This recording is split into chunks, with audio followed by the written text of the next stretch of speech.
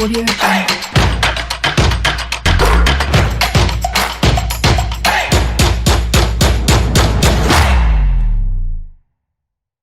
Nouveau jour, nouveau rendez-vous du partage du foot européen sur Sport FM. PFE donne la parole aux spécialistes sur la fin ce lundi soir de la suspension de Michel Platini qui pourrait redevenir dirigeant. C'est le sujet de la première partie. Dans la deuxième, l'actu des majeurs. Liverpool s'envole, les deux Manchester sombres, Chelsea et Arsenal sourient en première ligue. Le Real avec panache, leader de la Liga espagnole. Le Barça s'amuse, l'Atlético sans inspiration. En Serie A, Higuaín fait très mal à l'Inter. Le Milan respire dans la douleur. Le Bayern tombe de haut. Coup double pour Mönchengladbach, nouveau patron de Bundesliga. Saint-Etienne s'offre le derby face à Lyon. De Silvino, assis désormais sur des braises. Paris sans forcer maîtrise Angers. Puis la libre antenne avec vous, chers auditeurs. Un seul numéro, 92 03 60 31 à votre disposition pour vos avis dans l'émission. Bonjour Ezekiel Ayataï. Bonjour Angelo, bonjour à tous. Comment vous allez? Ça va. Et le week-end, ça a été? Oui, ça va, ça a été. Merci d'être là. En forme comme... Comme qui? Comme la Juve. La vieille dame, justement. Salut Fifi Assogbavi. Salut Angelo, je salue les auditeurs et les auditrices de cette émission. Vous allez bien? Ça va. Merci d'être là. Nous saluons également au passage Roméo Yetter et Franck Nounyama. Mise en onde de ce nouveau numéro, Gildas Caboret. La réalisation vidéo est l'affaire dès l'homme à devant. Je suis Angelo Folique, PFE 588, la messe du foot européen sur la référence sportive. Bienvenue de Toto.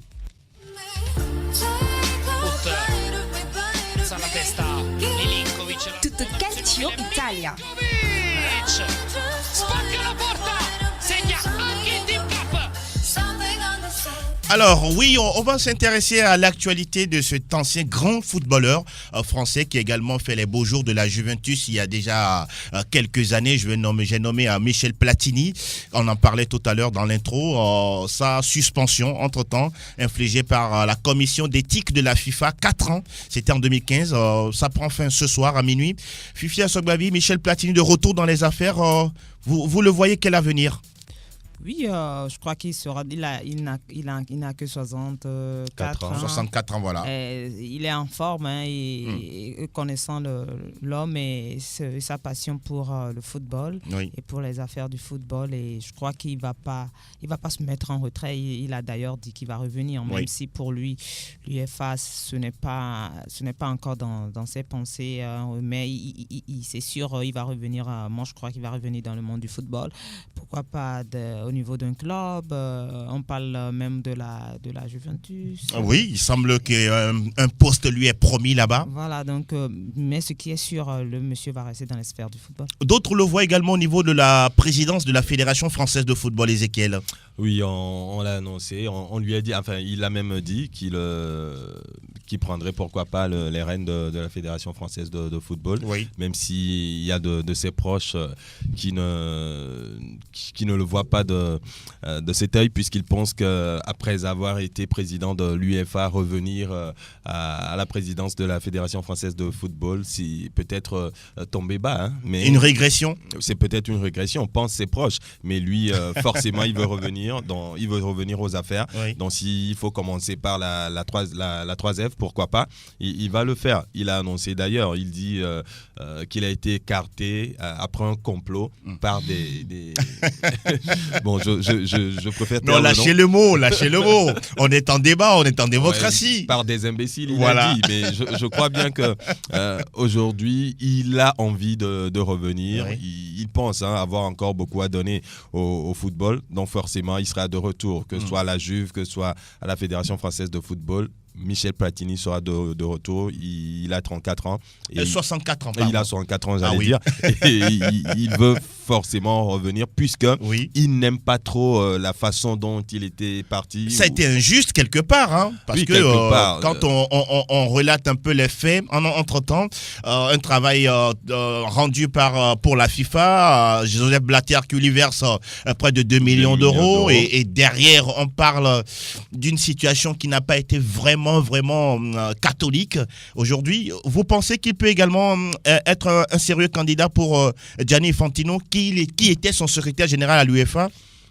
possible. Bon, c'est vrai, il a aussi il a de la connaissance, ça c'est sûr. Un gros carnet d'adresses. Il a un gros carnet d'adresses, il maîtrise un peu le système, donc il peut revenir. Maintenant, on sait qu'il faut aussi, on a besoin de racines pour être à la FIFA. Aujourd'hui, Gianni Infantino est bien enraciné, donc je pense que ça va être un peu difficile pour lui, mais déjà être candidat, c'est un retour aux affaires. Donc, il faut d'abord être candidat avant d'espérer prendre le poste. Mais je crois que forcément, il sera de retour, peu importe le poste, peu importe le rang qu'il aura à occuper, il sera de retour aux affaires. En tout cas, on suivra de très près l'actualité de Michel Platini, l'ancien numéro 10 de l'équipe de France. Justement, il a longtemps également évolué du côté de la Juve en Italie, et même quand on fouille, c'est un fils d'immigrés italien, Michel Platini. Alors on va enchaîner justement, on va rester dans ce championnat, nous parlons de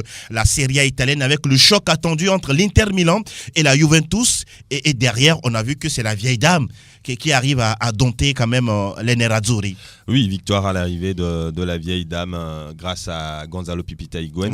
Ça a été un match plein, un match qui a tenu toutes ses promesses. Il y a eu de l'engagement, l'ambiance au stade Giuseppe Meazza était aussi au rendez-vous. Et puis sur le terrain, on a vu des acteurs qui avaient faim, qui avaient beaucoup à donner, qui veulent forcément gagner ce match. Et déjà la tension sur le terrain entre les joueurs, on a senti que c'était vraiment un gros match, un gros choc. C'est quand même le match entre le premier et son dauphin. Absolument. En cas de victoire, la Juve passerait devant, et les Bianconeri le savaient avant ce match, et ils ont tout donné pour gagner. Maintenant, dans le jeu, je pense bien que tactiquement, on a vu Conte qui a mis quelque chose en place, et puis en face, la Juve aussi a placé 3 attaquants et puis 2 très mobiles, à l'instar de Bernardeschi et puis Paulo Dybala autour de Cristiano Ronaldo, Higuaín, voilà, histoire de faire bouger cette défense à 3 de l'Inter. À l'arrivée, je pense qu'ils ont eu gain de cause, surtout avec ce but très matinal de Dybala. Mais l'Inter a eu de la ressource, a eu les moyens pour revenir dans ce match. Et à la fin, Gonzalo Higuaín qui s'est signalé. Déjà qu'il a démarré ce match sur le banc. Exactement. Ce n'était pas qu'il il n'était pas content. Hein. Oui, mais c'était tactique de la part de son coach Sarri. de Sarri, et il le savait justement, puisque quand il est rentré, il a apporté ce qui manquait à cette équipe, ce but-là, pour lui offrir la victoire. Donc je crois que la Juve a envoyé un signal fort à tous ses concurrents. La Juve est là encore pour le titre, mais c'était une belle occasion pour l'Inter, seulement que le point noir du côté de l'Inter pour moi, c'est cette défense-là. Un homme n'était pas au rendez-vous pour une fois, et voilà, l'Inter a perdu ce match. Alors Fifi Assogbavi, est-ce aujourd'hui on peut parler d'un gros spectacle à attendre pour la conquête du titre en Italie? Bien sûr, parce que depuis le début de la saison, Inter était très très en place. On disait que c'était le concurrent numéro 1 à la Juve, et jusque-là, Inter n'avait pas perdu de match. Exact. Équipe invaincue. Tout comme la Juve. Comme la Juve. Donc, on savait que si ça allait se jouer, c'est entre les deux clubs, et que pour les confrontations directes, il ne fallait pas se louper, parce que quand on se loupe sur les confrontations directes, c'est comme si on a pratiquement perdu le titre. Maintenant, là, sur ce point, la Juve vient de marquer un point essentiel, très important dans la conquête du titre.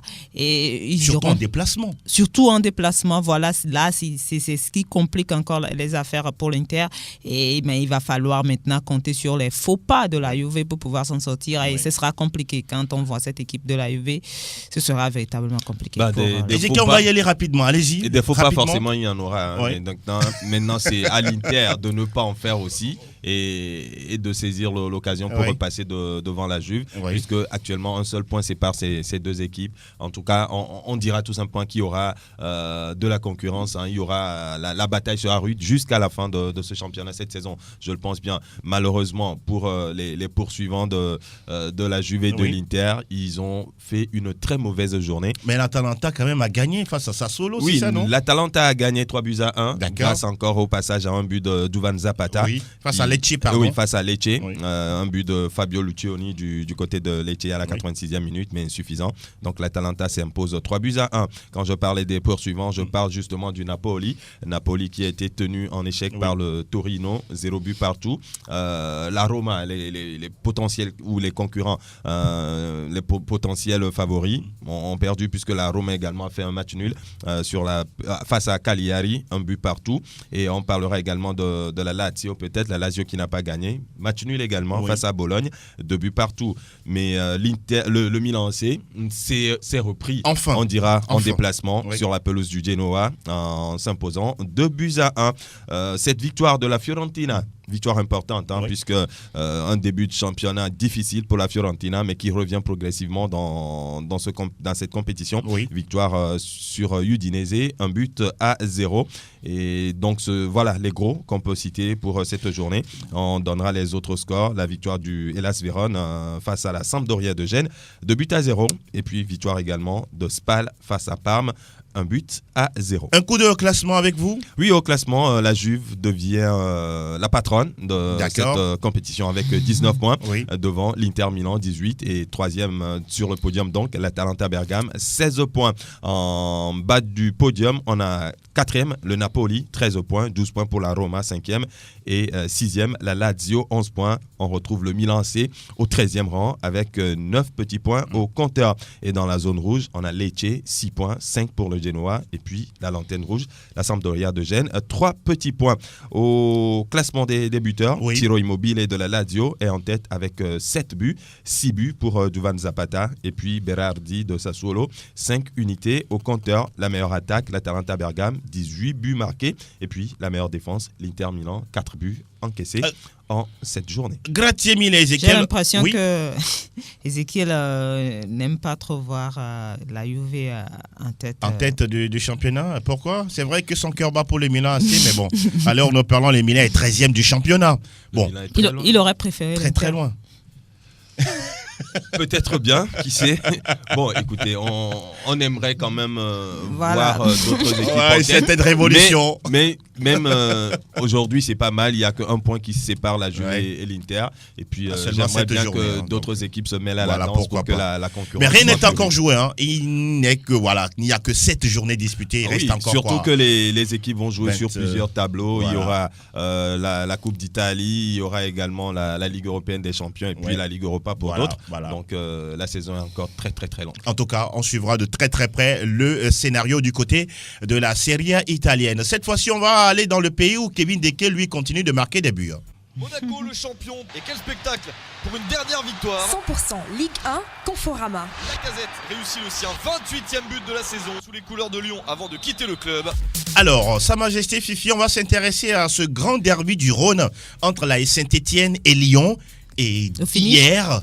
Ah oui, ce sont les Verts qui l'emportent. 1-0 dans le temps additionnel. Pratiquement à la fin du match pour les Stéphanois.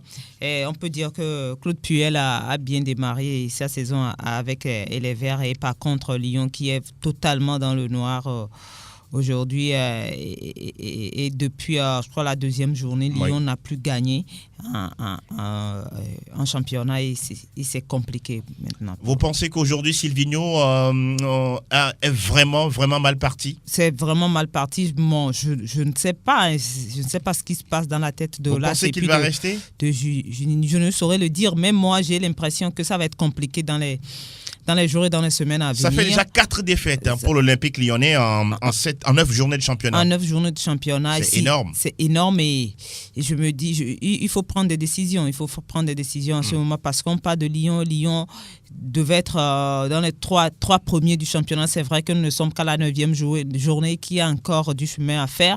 Mais voir Lyon perdre comme ça à domicile, à l'extérieur contre des clubs modestes, comme le disait Olas, ça ne nous est plus arrivé. Ça fait vraiment longtemps et c'est compliqué. Oui, Ezekiel. 9 points en 9 journées. C'est incroyable. Pour Lyon 14e, alors que le premier a 21 points. Je pense que c'est le plus mauvais début de saison Lyon. Lyon a de commencé en l'Olympique Lyon. faisant 3-0 face à Monaco, 6-0 6-0 face à Il Angers. y a eu 4-0 Et même, puis, je crois. non, ils n'ont pas gagné Il y a eu 4-0. les deux premières C'est les deux victoires. premières Et puis, journées, trois. 3-0 Monaco, 6-0 Angers, oui, puis derrière. c'est le plus mauvais patatras. début de saison Oui. de Lyon Ouais. sous l'ère Aulas. Hein. Donc, Il est très en colère. Hein. Oui, on attendait Juninho en sauveur Ouais. et Silvinho également, les deux, mais finalement c'est un duo peut-être qui ne marche pas. Les résultats sont là, de très mauvais résultats pour Lyon. Aulas doit prendre une décision maintenant. Qui mettre à la porte À la qu'il est, place, c'est oui. parce que c'est quand même Oh là là. Juninho qui a fait venir son ami Silvinho, Silvinho. voilà. Donc là c'est un peu compliqué pour. Mais il doit prendre des Aulas. décisions. Hein, Oui, parce il que doit là, prendre ça, des décisions. ça sent très très mal Oui, pour lui. on doit prendre des décisions. Et là, hier, Aulas disait que Juninho devait. Bon, c'est comme si c'était Juninho de décider. De décider. Et là, on attend Juninho. Est-ce qu'il aura le courage de mettre à l'écart à son Aïe, ami? aïe, aïe. Et voilà, donc, mais il est temps quand même qu'on prenne des décisions à ce niveau-là pour que ça s'arrête. Puisque Et puis, les objectifs Oui. sont clairs du côté de Lyon, c'est le titre. Absolument.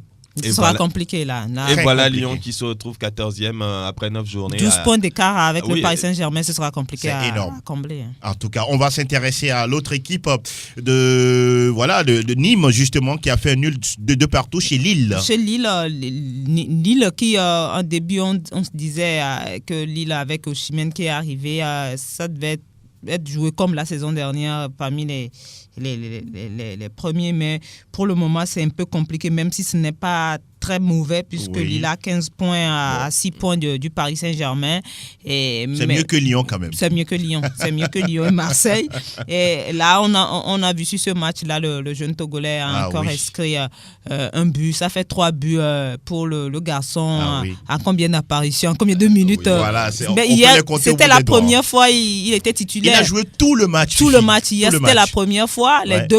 Les deux dernières fois, il a marqué. Il est rentré en jeu à 3 ou à 4 minutes de la fin. Il Voilà. marque. Et hier, ça veut dire que la confiance est en train de revenir.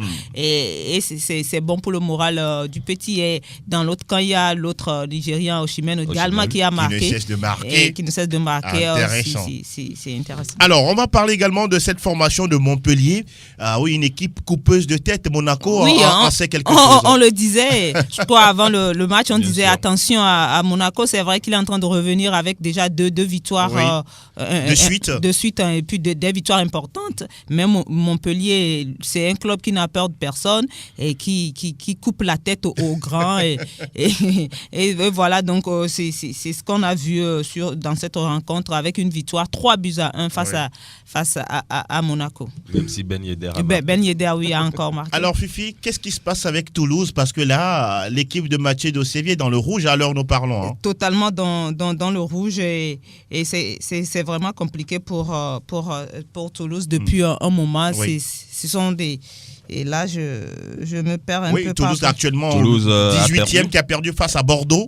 Qui a perdu face à Bordeaux. Oui. Toulouse qui ne gagne plus.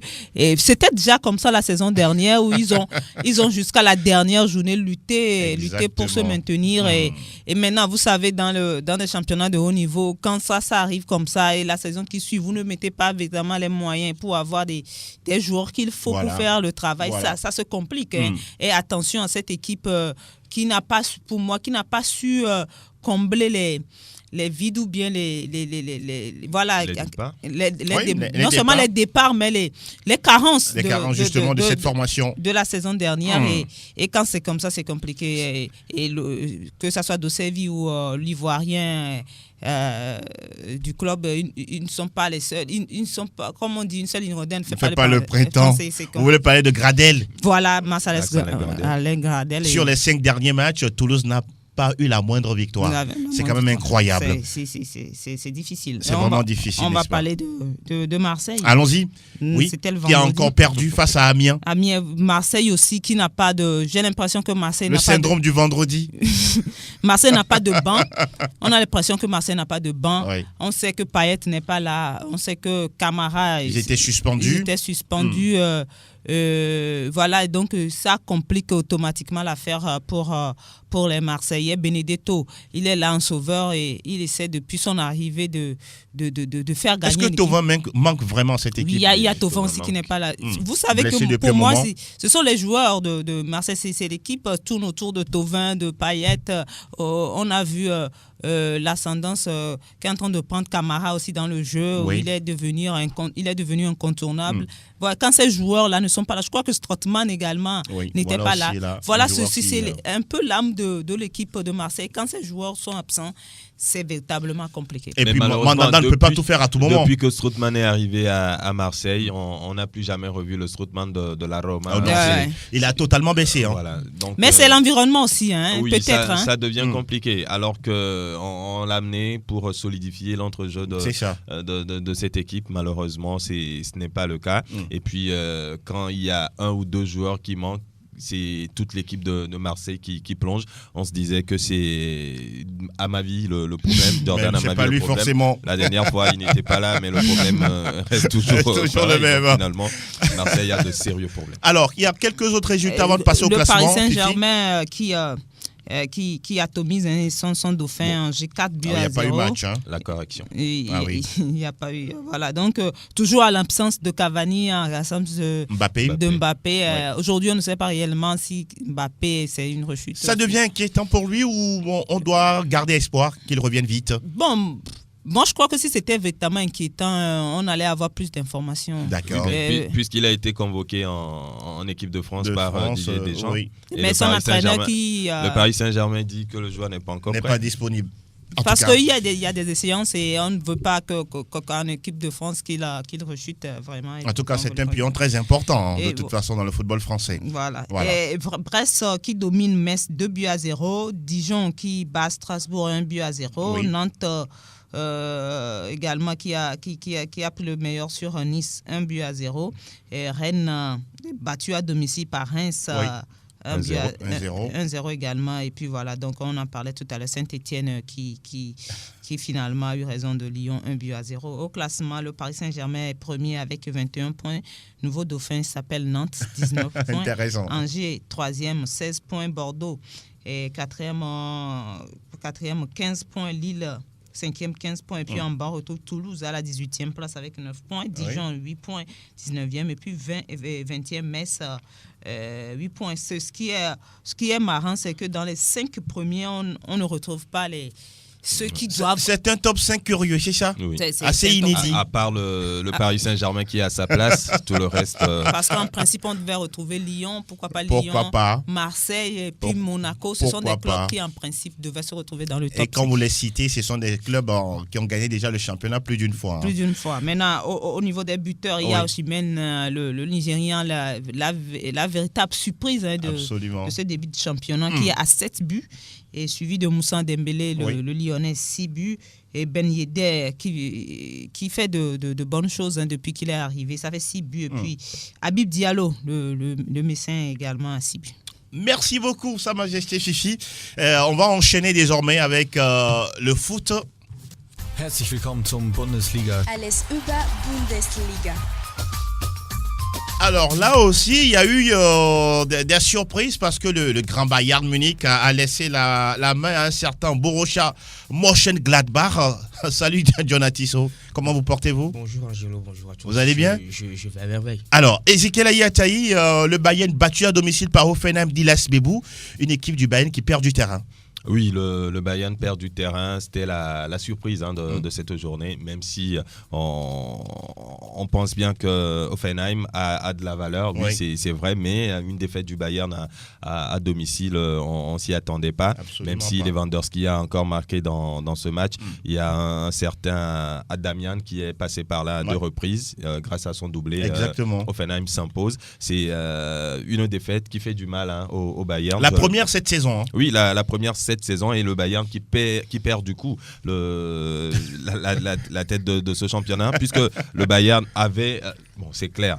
C'était très serré. On joue le titre, c'était serré entre Leipzig, le Bayern, mais là, c'est une défaite qui ne fait pas du tout du bien parce que ça permet à Dortmund de remettre la pression sur le Bayern, Leipzig qui est également là. La saison sera compliquée et si on peut faire la différence tout de suite pour après ne pas se compliquer la vie, c'est mieux, mais c'est pas du tout ce que le Bayern vient de faire avec cette défaite qui peut-être pourra semer le doute, surtout après cette victoire 7-2 sur Tottenham. On se disait le Bayern est lancé, et voilà cette défaite qui vient mettre des grains de sable dans la machine bavaroise. Alors, vous parliez tout à l'heure de Dortmund qui s'est fendu de nul de 2-2 face à Fribourg. Cette équipe, malgré son trio, Reus, Alcacer, Jadon Sancho, cette équipe a du mal à vraiment décoller cette saison. Oui, on a vu que depuis la saison dernière, c'est une très belle équipe sur le plan offensif avec ce trio-là, avec un joueur qui est d'ailleurs parti à Chelsea, Christian Pulisic, qui était quand même le fer de lance de cette équipe. Mais finalement, on a vu que ces carences défensives n'ont pas été réglées par l'entraîneur suisse du Borussia Dortmund, ce qui fait que Dortmund arrive à marquer plus de 4 buts, mais à la fin, on peut trouver un score de 4 19 buts buts marqués, 11 encaissés. Donc ça en dit long. Cela veut dire que les carences défensives sont encore là. Il y a Diallo qui a quitté, qui a rejoint le Paris Saint-Germain. Il n'y a pas eu de véritable renfort sur le plan défensif, ce qui a fait que cette équipe encaisse beaucoup de buts. Mais il faut quand même que je me prononce sur le revers du Bayern Munich. Il faut dire que c'est un revers surprenant parce que quand on voit Hoffenheim, quand on prend le vécu, c'est une très bonne équipe. Oui. Mais en ce début de saison, Bebou Ilas est quand même en perdition avec cette équipe-là. L'équipe sort quand même de 2 défaites en 2 journées. Donc cela veut dire que c'est une équipe qui est en reconstruction, qui se cherche. Mais je pense que le travail a porté son fruit. Arriver à battre quand même le Bayern Munich à l'Allianz Arena, cela veut dire que c'est une performance à saluer de la part de Hoffenheim. Maintenant, après cette victoire éclatante face à Tottenham, on s'est dit que la machine est déjà lancée. Oui. Le Bayern Munich fait partie des favoris pour la Bundesliga, également Ligue des Champions. Mais on voit que après une victoire, il ne faut pas s'enflammer. Et on a vu qu'après cette victoire, il peut y avoir quand même un relâchement, même quand on s'appelle le Bayern. Et surtout derrière Mönchengladbach qui est leader, il y a Wolfsburg également qui crée le début de surprise dans cette Bundesliga qui a gagné 1-0 face à l'Union Berlin. On va s'intéresser également à Leipzig. Oui, là aussi qui fait un nul d'un partout face à la formation de Leverkusen. Leipzig aussi après la défaite face à Lyon n'a pas pu quand même réagir. Oui, on a l'impression qu'en Allemagne, la Ligue des Champions est passée par là, fait du mal à ces clubs parce que quand vous prenez les 3, ils n'ont pas eu la performance attendue. Exact. Et le Bayern qui a été surpris par une équipe d'Hoffenheim qui, depuis le début de la saison, est en train de souffrir. Et voilà, en plus à domicile. Et puis Dortmund, même chose, match nul. Leipzig également, on a l'impression qu'ils ont laissé des plumes lors des matchs de Champions League. Et ce sont des choses qui peuvent arriver. Et on croit. Ça pose le problème de profondeur de banc. De profondeur de banc et puis de profondeur de banc. Il faut avoir des remplaçants de ce nom-là. De qualité également pour pouvoir de temps en temps faire reposer les habituels titulaires. Voilà. Parce que quand on joue un match en semaine, surtout quand on se déplace avec le voyage, avec tous ces revenus, peut-être 3 ou 4 jours après, jouer un match de haut niveau, ce n'est pas évident. Donc on peut le leur concéder et dire que nous n'est qu'un faux pas de week-end. Oui. On va voir dans les jours à venir si réellement ce n'est qu'un faux pas. Et ils ont intérêt à réagir parce qu'au classement, on va se rendre compte que le Borussia Mönchengladbach est leader avec 16 points, 15 pour Wolfsburg, 14 unités pour le Bayern, Leipzig, Fribourg et puis Schalke 04. Et on retrouve le Borussia Dortmund déjà classé 8e avec 12 unités. Et au bas du classement, l'Union Berlin est 16e avec 4 points, 4 unités pour le FC Cologne. Et puis le dernier de la classe a pour nom Paderborn avec un petit point. Au classement des meilleurs buteurs, Robert Lewandowski est loin devant avec 11 réalisations, 5 pour Paco Alcacer et Timo Werner de Leipzig. Vous voulez ajouter un mot, Ezekiel, je vous ai vu réagir rapidement, 30 secondes. Malgré la 8e place du Borussia Dortmund, il n'y a que 2 points de différence entre le Borussia et le Bayern. Ça veut dire que c'est très serré. Voilà. Et donc le Borussia et Leipzig ont peut-être manqué l'occasion de revenir à hauteur du Bayern Munich. Et puis, du côté des buteurs, il est seul au monde. Il est seul au monde. Lewandowski, 11 buts en Je pense qu'en 7 Europe, journées. à l'heure où nous parlons, il est le meilleur. C'est le meilleur. Des 5 majeurs, il est loin devant. 11 buts en Robert 7 Lewandowski. journées, il faut le faire. C'est Et puis un en Ligue des c'est Champions un aussi, extraterrestre. Et je pense que le Real doit quelque part se mordre les doigts de ne pas avoir un tel attaquant au niveau de son effectif. Le franc, on va parler de... Salta el Madrid, salta el Barça, arranca el clásico. Está el tiempo de la Liga. Sí, suena la que recibe de Casemiro, haga la primera, gol. Nous parlons de la Liga espagnole, le championnat des étoiles avec le leader, le Real Madrid, face à Grenade. La dernière fois, John, on en parlait, match peut-être piège pour les Merengues, mais à la fin, c'est la maîtrise totale avec la première réalisation sous la couleur blanche d'un certain Eden Hazard.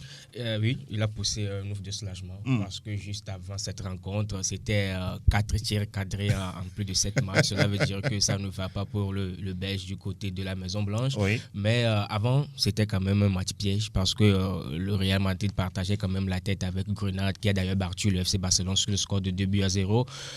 Mais sur le terrain, on a vu que le Real a bien commencé en ouvrant le score, en corçant également l'addition. Oui. Mais finalement, le Real s'est fait peur. C'est le Real tout craché cette saison. On a vu un Real qui commence très bien le match, mais il y a un certain trou d'air lorsque le match évolue. J'ai rencontré un amoureux du foot européen la dernière fois. Il me dit à chaque fois que je suis un match du Real, j'ai des comprimés à côté.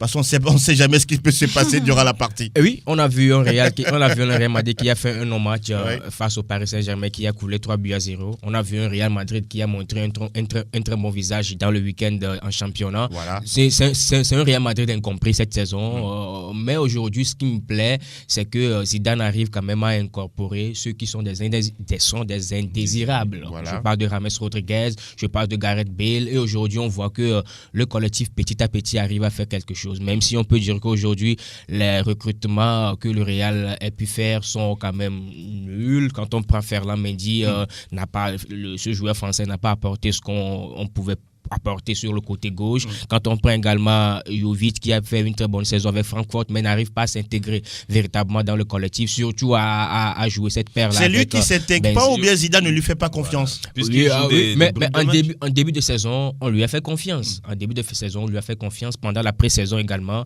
mais il n'a pas convaincu. Mais on ne peut pas donner de confiance à un joueur sur un seul match ou sur 2 matchs. Mais Angelo, moi je l'ai dit, Jovic, pour moi, n'a pas le niveau du Real Madrid. C'est un joueur qui a éclos une seule saison avec Francfort. Ferland Mendy a le niveau du Real Madrid? Je dis encore non. Areola a le niveau du Grand Real Madrid? Areola a fait de très belles choses avec Villarreal, même si par moment, il commet certaines fautes. Vous lui trouvez des circonstances atténuantes? Non, ça arrive à tout gardien. Même les plus grands gardiens. Il a commis une bourde la dernière fois? Oui, et ça fait partie également du métier.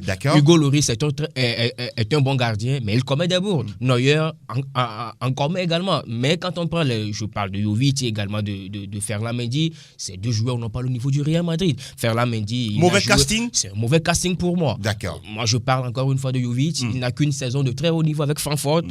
Et il va falloir qu'il confirme pour pouvoir véritablement venir dans la Maison Blanche. Mais on l'a parachuté, il est là et on sent véritablement que c'est un déficit. Rapidement, avant de parler du Barça et d'autres équipes. Au haut niveau, moi je pense que c'est aussi une question de confiance. On a vu Benzema entre-temps au Real Madrid quand il n'avait plus la confiance de l'entraîneur. C'était un Benzema perdu carrément dans la masse. Mais Jovic aujourd'hui, il n'a pas cette confiance qu'il avait. Il n'est pas soutenu selon vous? Oui, je le pense. Il n'a pas la confiance de l'entraîneur. Et pour un joueur, dans ces conditions, c'est toujours difficile de le faire. Surtout qu'il joue des bribes de match. Quand tu entres dans un match qui est déjà tendu, c'est toujours difficile de marquer des buts.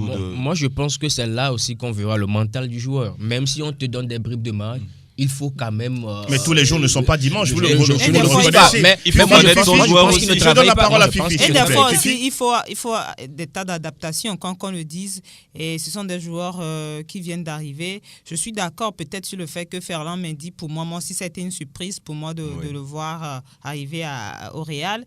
Mais le second, Jovic pour moi, il peut jouer au Real Madrid. Maintenant, comme l'a dit Ezekiel, il faut la confiance, il faut aussi un temps d'adaptation. Ce sont des jeunes joueurs. Et je crois il a quand même le talent nécessaire. Il a déjà prouvé plusieurs fois, même si c'est une seule saison, qu'il a le talent nécessaire pour pouvoir jouer dans un grand. Et surtout de marquer des buts. On va enchaîner avec cette équipe du Barça également qui se relance 4 buts à 0 face à Séville. Bon pour le moral. Bon pour le moral. Tout le monde hier disait le Barça s'est réveillé. On espère que c'est pour de bon parce qu'on a vu le Barça tituber depuis le début de la saison. Et hier, Messi également qui était buteur.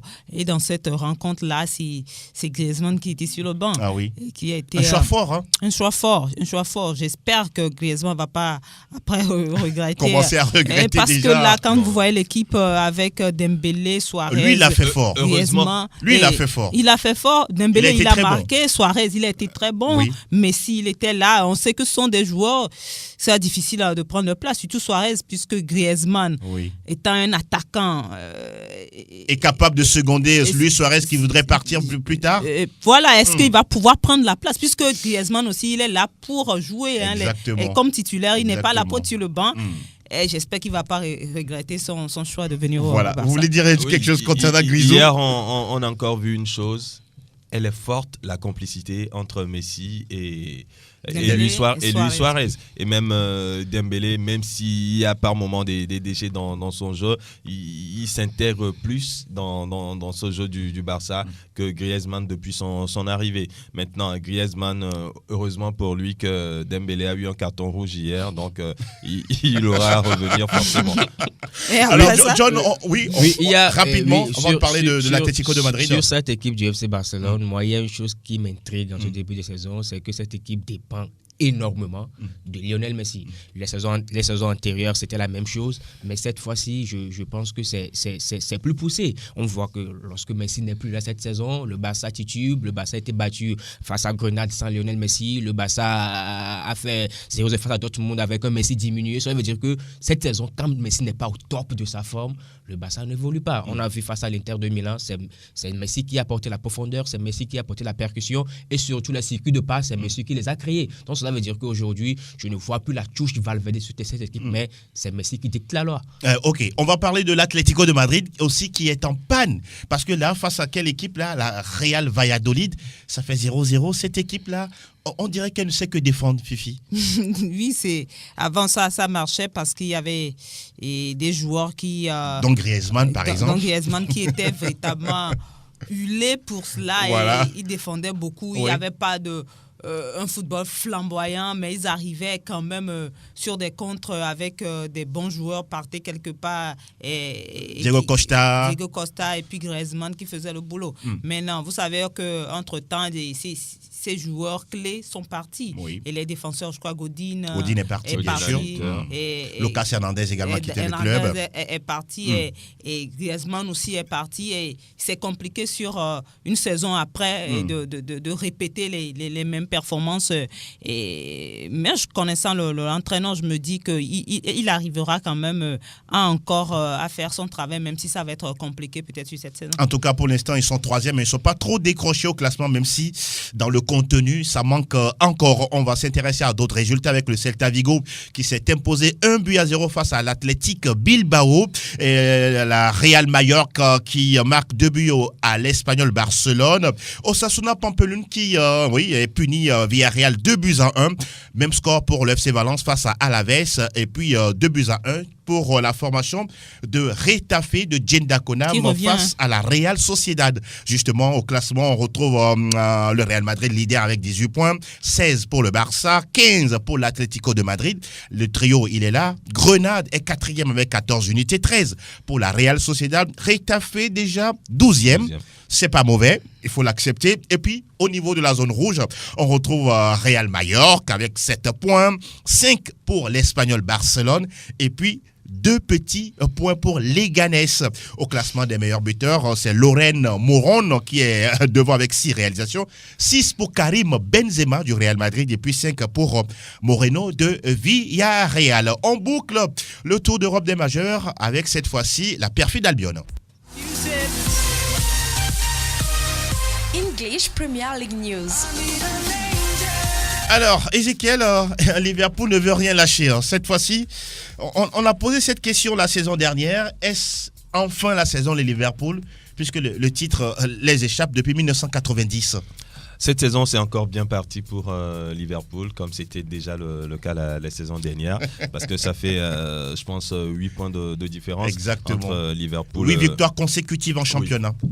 Encore pas de défaite, autant de matchs, autant de victoires. C'est un Liverpool flamboyant, un Liverpool qui fait un parcours de champion, parce que tous les matchs n'ont pas été faciles pour Liverpool. Il y a eu des matchs super compliqués où à la fin Liverpool finit par gagner, ce qui n'est pas forcément le cas face à Leicester. Oui, on a vu face à Leicester la dernière fois ce penalty dans le temps additionnel qui offre la chance du champion. Oui, la chance du champion, comme on le dit. Donc je pense que oui, c'est l'année de Liverpool, surtout quand City se fait battre.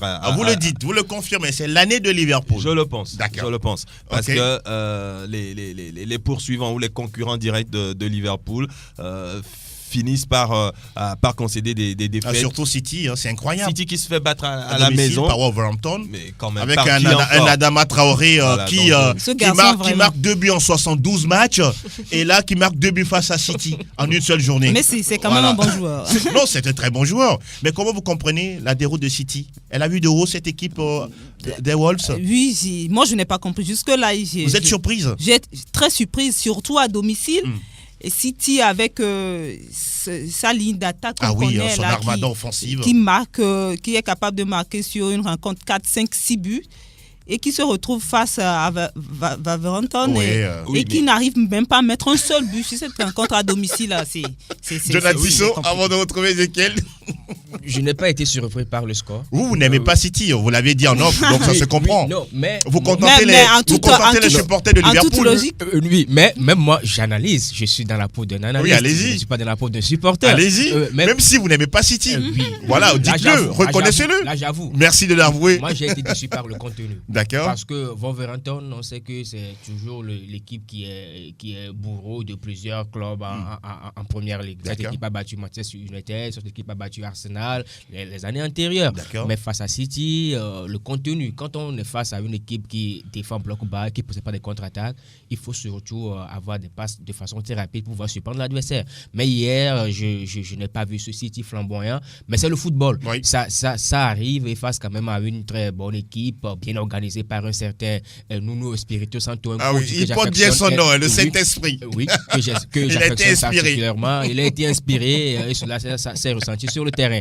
Mais vous savez, par rapport à Liverpool, moi je ne vais pas m'enflammer. Oui, aujourd'hui, c'est 8 victoires en 8 matchs, mais les 8 points d'écart, on les a vus la saison dernière.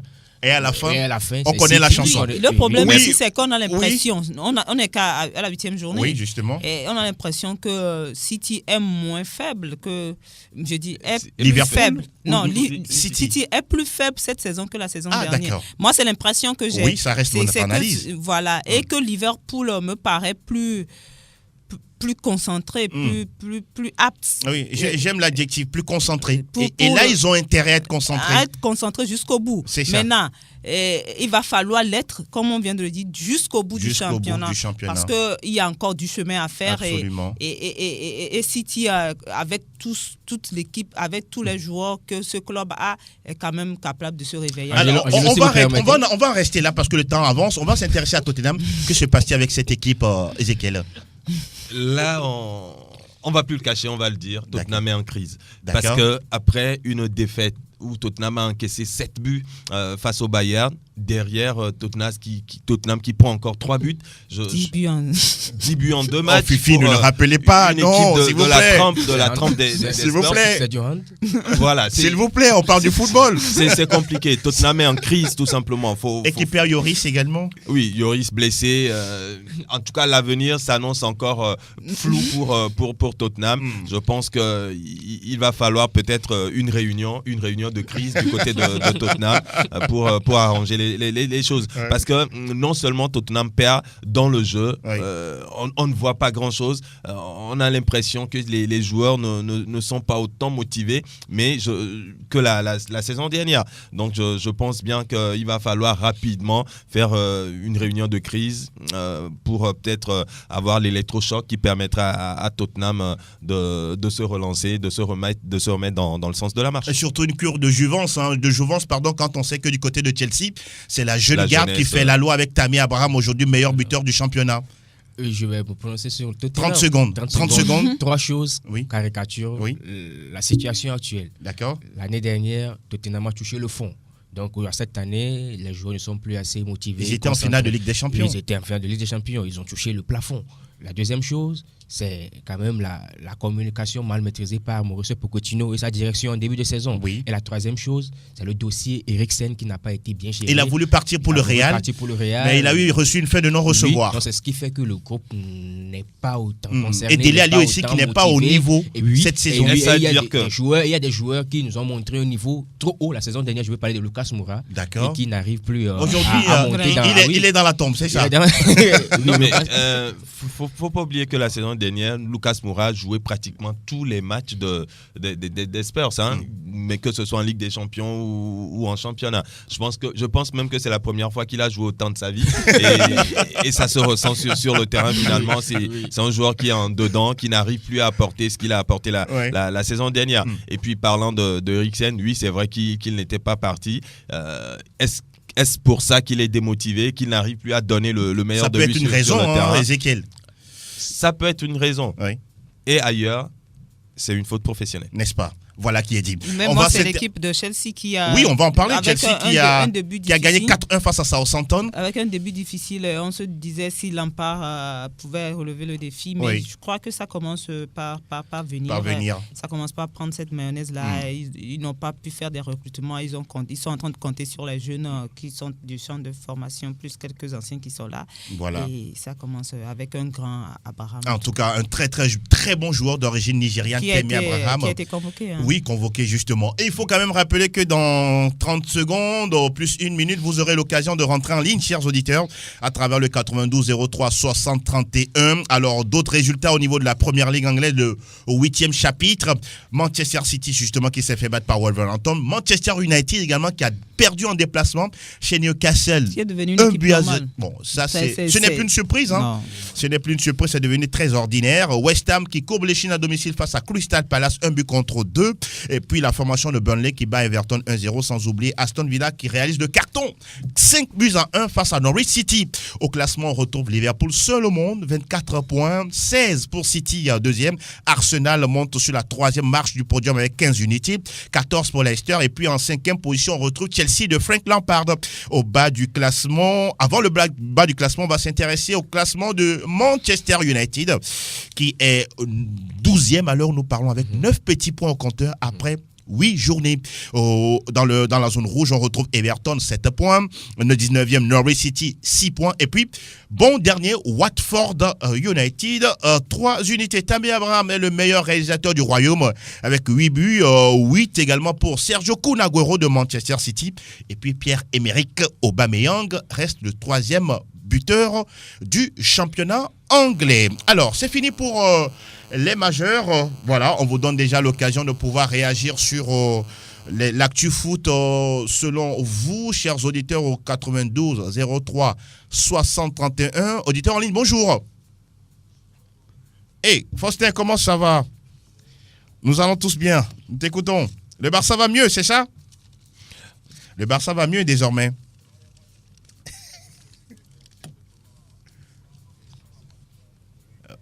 N'est-ce pas? Mais dis-moi, Suarez, là, c'est quoi son secret avec les retournées acrobatiques? Ah, d'accord.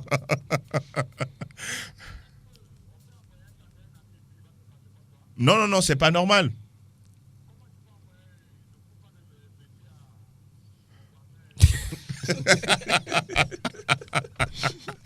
Si le voisin, on dirait qu'il n'est pas bien réveillé, peut-être. Si le voisin est Madeleine, ça se comprend. Bonjour. Le voisin, il est là ou bien il est parti? Il va rentrer en ligne. Merci beaucoup. Faustin, à très bientôt. Si on aime le foot, un bobillon en reste un, peu importe la personne qui N'est-ce l'a pas? marqué. Quelqu'un d'autre auditeur en ligne? Bonjour, bonjour. Donc, il est en train de pouvoir arriver. On attend le voisin et les autres pour rentrer en ligne. Le problème, c'est que le voisin n'a pas dit que ce n'est pas un beau but. Seulement, il ne voulait pas voir ce beau but-là. Non, mais c'est par exemple le but hier. Auditeur en ligne, bonjour. Ah ben, ça dépend. Ah. Vous êtes libre, n'est-ce pas? Bonjour, Kouadé, comment va? La Maison Blanche est en tête, tout va bien.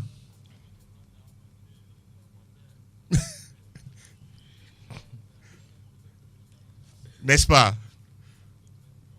Ah oui, ça c'est vrai. Bonjour, comment tu vas?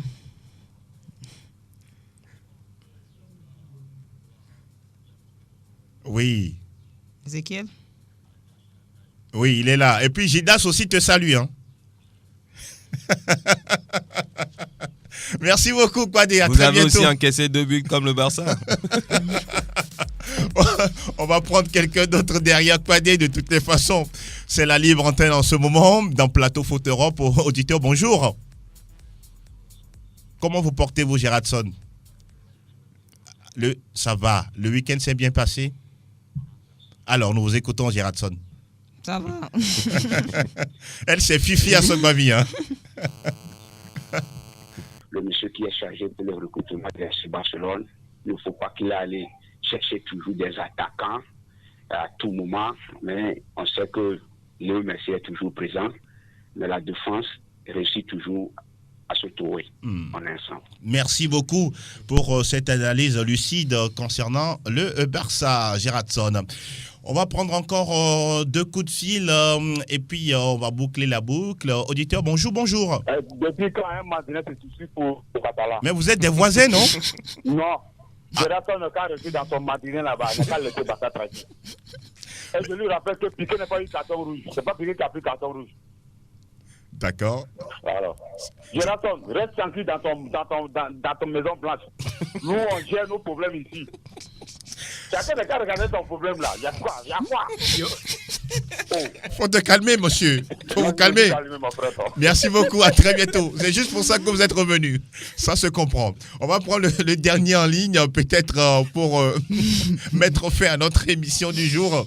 En tout cas, entre les auditeurs, c'est toujours comme ça. Après tout, c'est le fair play hein, autour du ballon rond. Auditeur en ligne, bonjour. Oui, bonjour, bonjour, Tato. Comment vous allez? Je vous en laisse très bien. Alors, la voix, c'est celle de qui? Pardon? La voix, c'est celle de qui? C'est M. Serge depuis Adidegorbe. Oui, Serge, nous vous écoutons. Oui, moi, j'aimerais réagir un peu sur le cas de Manchester United. Oui, allez-y. C'est déplorable. Hein, d'accord. Je pense qu'aujourd'hui, la faute revient aux dirigeants des Reds de Ville. Ils cherchent plus l'argent que le résultat sportif, c'est ça? Pardon? Ils cherchent plus l'argent que le résultat sur le terrain? Oui, on pourrait dire ça comme ça, mais je peux par ailleurs aussi dire que normalement, ils devaient conserver Mourinho tout en laissant partir Paul Pogba. Parce qu'aujourd'hui, quand vous voyez, c'est comme ils ont vendu le volet, ils ont acheté le sorcier. Puisque je pense que la saison dernière, en octobre comme ça, je pense que Manchester United est 6e du classement. Oui. Et aujourd'hui, ils sont en 12e, mais franchement, c'est déplorable. Pour une équipe de telle...